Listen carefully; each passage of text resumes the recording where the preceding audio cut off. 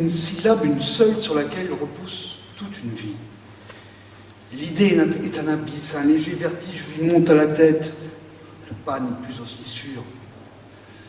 Pour un peu, elle se prendrait les pieds dans le bas de sa robe blanche, mais le bras de son père est là qui la maintient, ferme, infaillible, apte à lui conduire tout droit vers l'énormité de la syllabe, d'une manière qui ne laisse pas place au doute.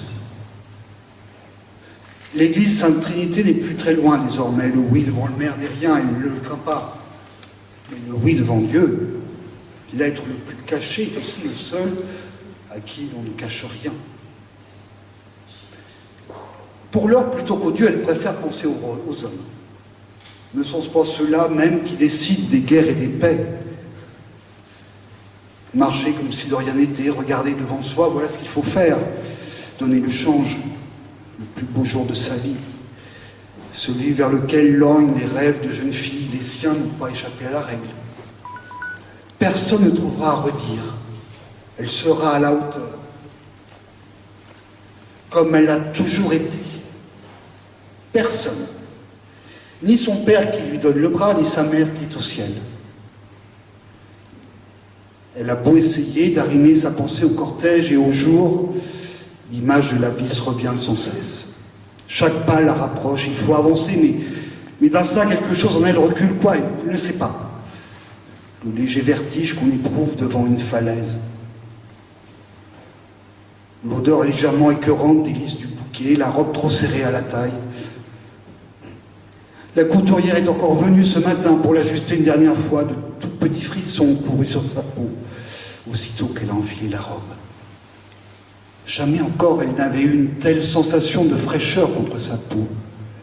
Le tulle léger, blanc, une giboulée de plume, on aurait dit. Une matière à faire courir de la chair de poule partout sur les bras et les jambes. La couturière était accroupie sur le parquet à ajuster les volants une dernière fois, tandis qu'elle se regardait dans le grand miroir de la chambre. Le reflet que lui renvoyait la glace était une déflagration de blanc. Elle se trouvait belle. Mais ce jour ne serait-il pas le plus beau de sa vie? Soudain, une idée furtive et sournoise a lézardé l'image dans le miroir, détruite d'un coup. L'offrande de tout ce poudroiement, de toute cette blancheur à cet être à qui elle allait s'unir à lui, a traversé l'esprit. Un instant, elle aurait voulu arracher sa robe, la lacérer, se jeter de tout son long sur le lit. Impossible. Madame Ledieu était toujours accroupie à ses pieds, les épingles piquées à son poignet. Après cela, il n'y aura plus qu'à fixer le voile, elle disait. Tâche délicate, imaginez qu'il dégringole durant la messe. Elle, de son côté, pensait à une autre chose qui allait glisser elle aussi. En un éclair, elle a vu devant ses yeux, ses doigts à lui se faufilant sous le tulle blanc, soulevant avec empressement les volants du bras. Fort heureusement, la vision n'a pas duré. À l'heure qu'il est, il doit marcher tout à la fin du cortège, la tête haute, la moustache fière, comme il fait toujours. Un homme qui sait ce qu'il veut. Dans la vie, il faut savoir ce qu'on veut, a-t-il dit à son père quand il est venu lui faire sa demande. Puis il a planté son regard dans le sien à elle, comme si la phrase avait été dite à son attention. Il avait su ce qu'il voulait, il l'avait eu. On ne peut rien lui reprocher, sauf cela, justement, le fait qu'il soit irréprochable.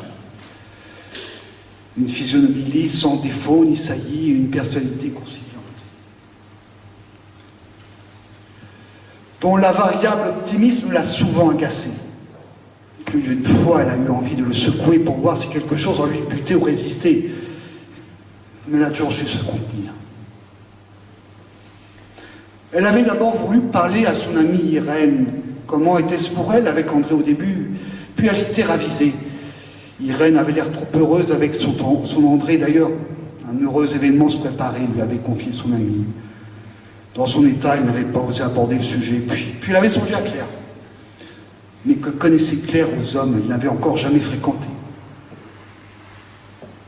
Aussi n'avait-elle pas trouvé réponse à ses questions. Mais elle continuait de se persuader que ce n'était pas normal de ne pas avoir l'élan ce jour-là. Avoir de l'élan, c'était le mot. Quelque chose d'immédiat, d'irrésistible, qui vous pousse vers l'autre et contre quoi vous ne pouvez rien. À la seule idée de la nuit de noces, le rouge de la honte lui monte aux joues. Elle préfère pour l'heure ne pas penser à cela, même si elle le sait bien. Chaque pas la rapproche de cela aussi. On peut tout par volonté, lui a dit son père. Il faut en toutes circonstances se montrer digne et forte, se concentrer et regarder droit devant. Elle arrime ses pensées à la marche, au cortège, au vent qui s'engouffre sous sa robe blanche, au vent doux de septembre sur ses jambes, à la lumière de l'été finissant, à la fois transparente et déjà légèrement voilée, comme une annonce des frimas. Le cortège est sur le point d'arriver place Belle-Croix. L'oncle Bernard est déjà sur le trottoir avec son lourd matériel photographique. Il prend plusieurs clichés du long serpentin humain. Drôle de photographie. Un mariage dans les ruines. Au premier plan, le cortège. En arrière-fond, une ville dévastée, des murs lépreux sans toit, des amas de pierre et des bois. Et au loin, l'église Saint-Gervais comme décapitée. D'abord la mariée au bras de son père, le poudroiement de sa robe blanche dans le matin. Suivent les demoiselles d'honneur, puis les femmes en chapeau, les hommes en habits, tous élégants et légèrement distraits par l'arrivée d'un homme dans une rue perpendiculaire. Tous presque le regardent, penchent la tête, cherchent à identifier l'inconnu. Seule la mariée et son père ne tournent pas le regard, imperturbables.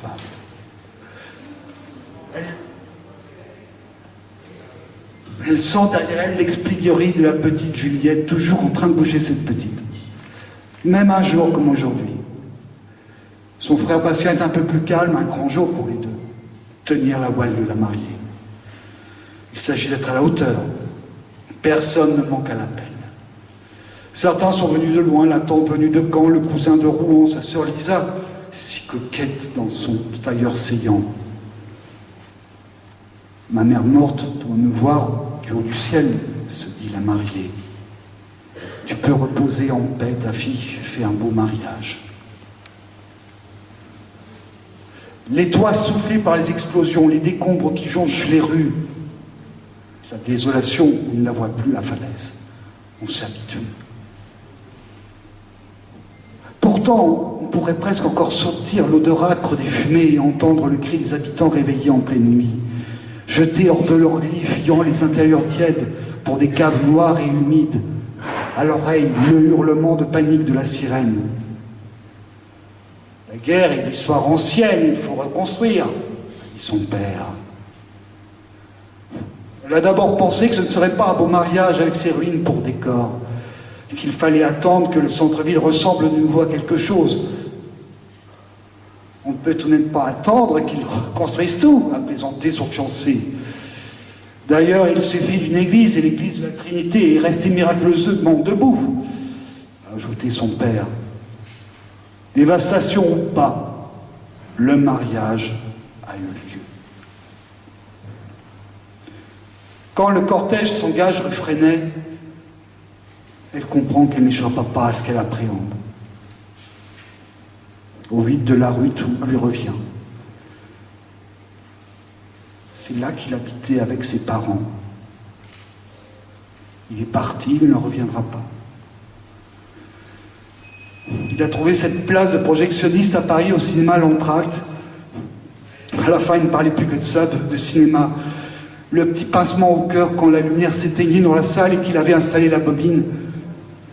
Il ne s'habituait pas, il s'émerveillait à chaque fois. Être dans le noir, il aimait tellement ça. Avoir la rétine impressionnée par les images qui tressautent, entendre le bruit de la bobine qui tourne, qui racontait tout par le menu. Il fallait l'entendre parler des films qu'il avait vus, un film russe.